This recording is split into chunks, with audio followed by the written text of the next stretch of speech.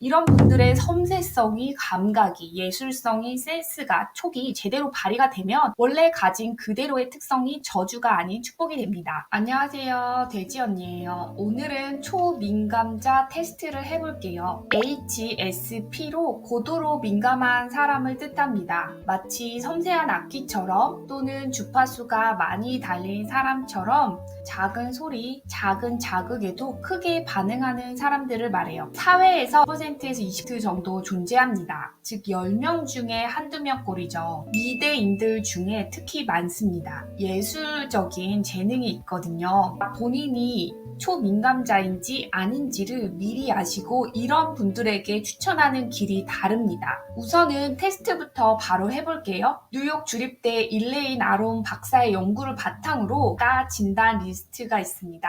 본인이 초민감자인지 판단할 수 있도록 돕고요. 과민한 사람 테스트라고 치면 나오는 요 테스트 창이고요. 같이 보시면 무료로 진행이 됩니다. 26개의 질문에 답고 깊게 생각하지 마시고 그냥 동의하지 않음을 체크를 해주시면 됩니다. 첫 번째, 여러 가지 일이 일어나면 나는 과하게 흥분하고 불안해지는 경향이 있다. 두 번째, 다른 사람들이 되게 놓치는 약한 향, 맛, 소리도 놓치지 않는 편이다. 세 번째, 내 삶의 대부분의 변화에 쉽게 적응한다. 네 번째, 난 빠르고 할 일이 바쁜 삶을 즐긴다. 다섯 번째, 개인적 사고와 내적인 생각을 정리하는데 많은 시간을 보내는 복잡한 내적 삶을 살고 있다. 여섯 번째, 나는 내가 아는 사람들 대부분보다 카페인에 민감하게 반응한다. 일곱 번째, 다른 사람들의 기분이 나에게 큰 영향을 끼친다. 여덟 번째, 가끔 너무 압도당하는 기분이 들어 일상에서 도망쳐야 할 때가 있다. 아홉 번째, 난 폭력적인 영화나 TV쇼를 즐긴다. 열 번째, 나를 흥미롭게 하는 것에 흠뻑 빠지곤 한다. 11번째, 감각적인 자극에 쉽게 압도당한다.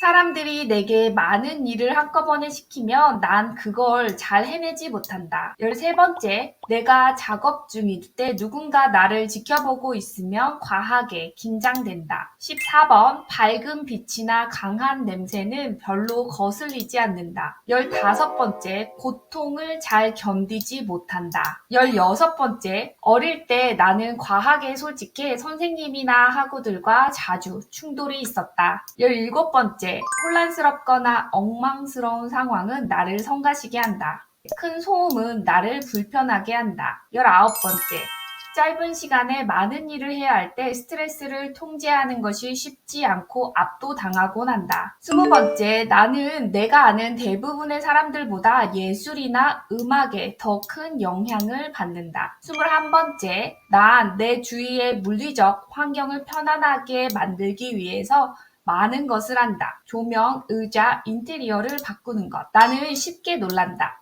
23번째, 혼란스럽거나 주체할 수 없는 상황을 피하기 위해 일에 우선순위를 부여한다. 24번째, 자주 사적이고 조용한 공간으로 후퇴할 필요를 느낀다. 25번째, 주위 환경의 미세한 변화를 감지하곤 한다. 26번째, 강한 감각적 자극은 내 집중력과 기분을 망치는 경향이 있다. 이렇게 다 하시면 민감도 점수가 바로 나오거든요. 저는 8% 높음으로 나왔고요.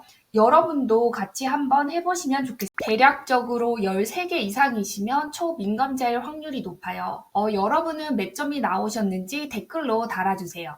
초민감자는 초감정, 초예술성, 초감각이라는 세 가지 특성이 있고 창의력이 뛰어나서 문화, 예술 분야에 많이 종사합니다.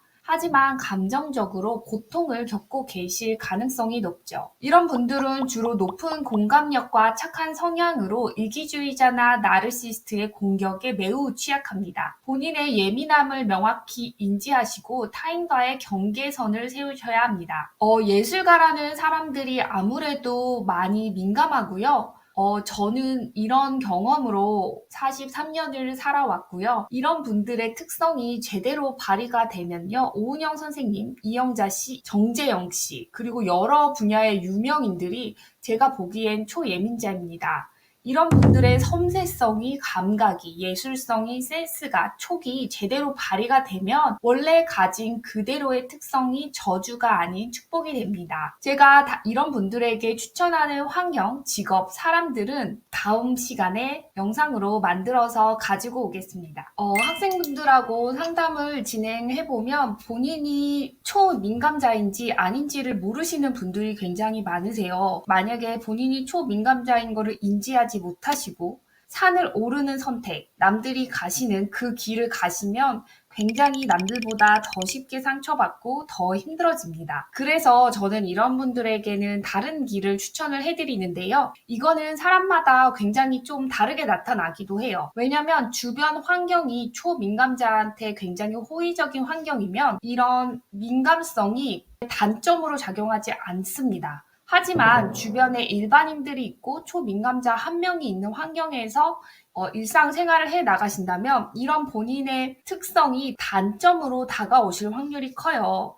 그래서 이런 분들에게는 더 충분한 본인의 성향이나 특성에 대한 인지를 하시고 그것에 맞는 커리어 패스를 권해드립니다. 이 부분에 대해서 더 알고 싶으신 분은 고정 댓글 링크를 클릭해주세요. 여러분 자신을 있는 그대로 받아들이고 스스로 특성을 기꺼이 환영하고 받아들이고 즐거운 환경에서 일을 해 나가셨으면 좋겠습니다.